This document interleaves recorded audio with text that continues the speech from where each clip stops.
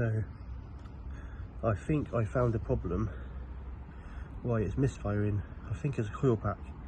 On the coil packs you've got the rubber hose bits what go from the coil pack to the spark plug, and one of them split, and that's on my cylinder 7, and after scanning it, it said cylinder 7 misfire. So I'll show you it. So it was split there and also split there. So I'm going to wash it with some super glue just to see if that works. If not, then I'll buy a new coil pack. That's the next step. But also I've swapped them as well just to make sure.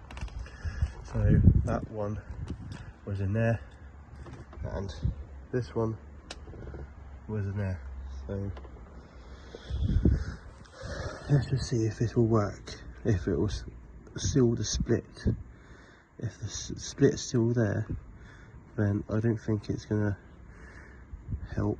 So I'll probably have to buy a new coil pack.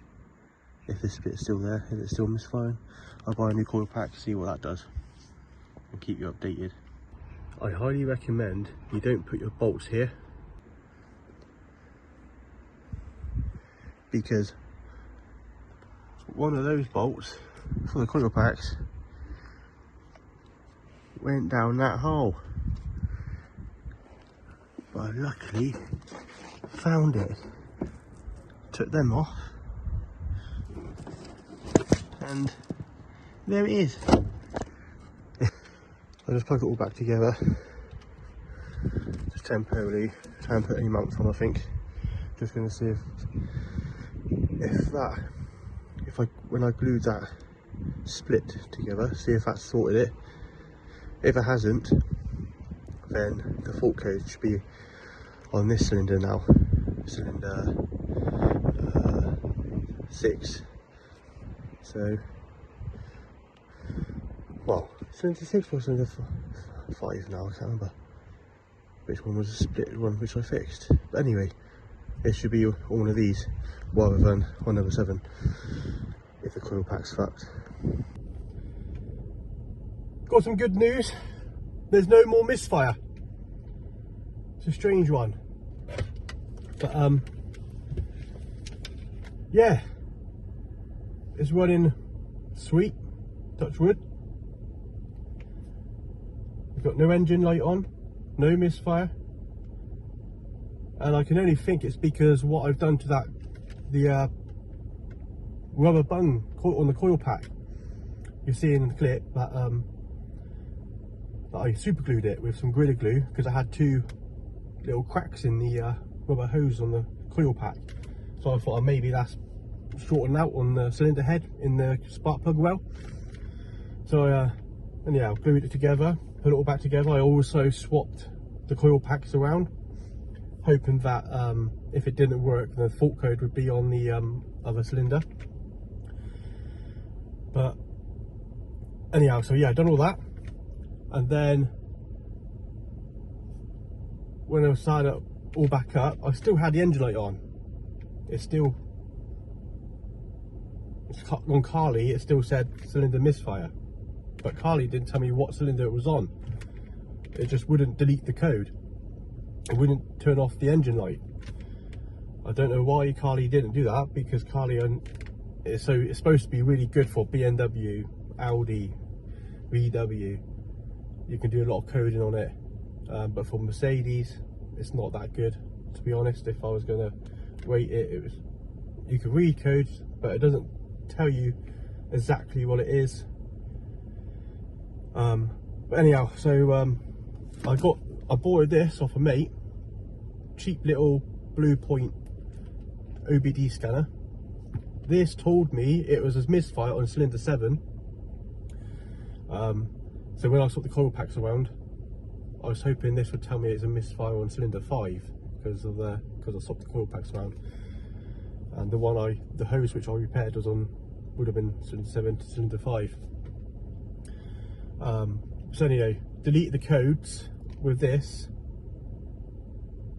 Engine light went off, so I was expecting it to come back on, but it just didn't. So went for a drive, hard drive, put my foot down, tried getting the engine in much torque as I possibly could, in high gears, foot to the floor, etc. Trying to put as much load on the engine I could to try and get that engine light to come back on, but it just wouldn't come back on. I scanned it, it says no codes. So quite sweet. Now have a look. See, no more engine code light, no more engine light. Even go in here, I know this won't say nothing anyway. 0 messages, why is it so fuzzy? There you go, 0 messages. The engine code was here last time, if you remember. If you're new to the channel, the engine light was there. But yeah, it's all good. Touch wood.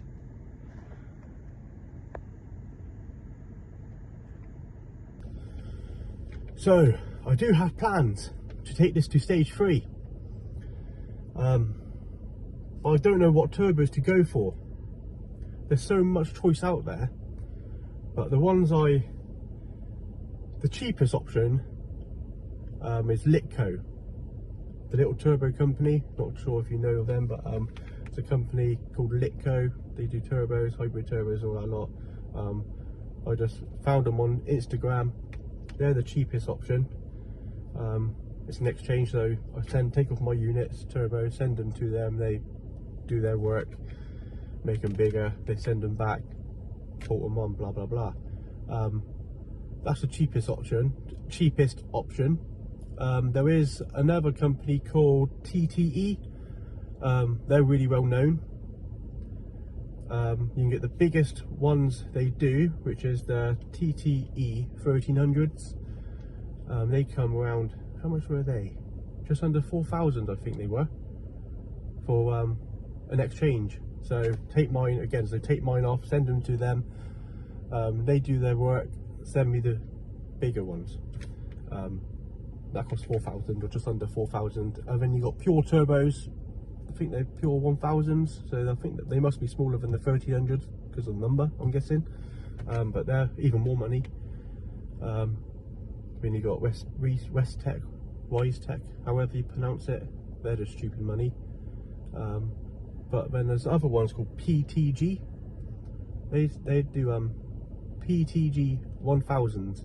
I think the turbos are. They're full frame turbos, so they're a lot bigger. But I do like the look of them.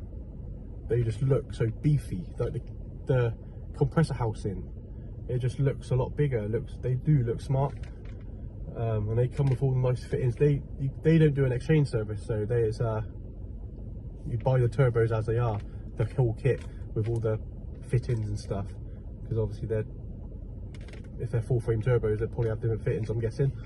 But it comes with a whole kit. But they're $10,000, which works out about £9,000.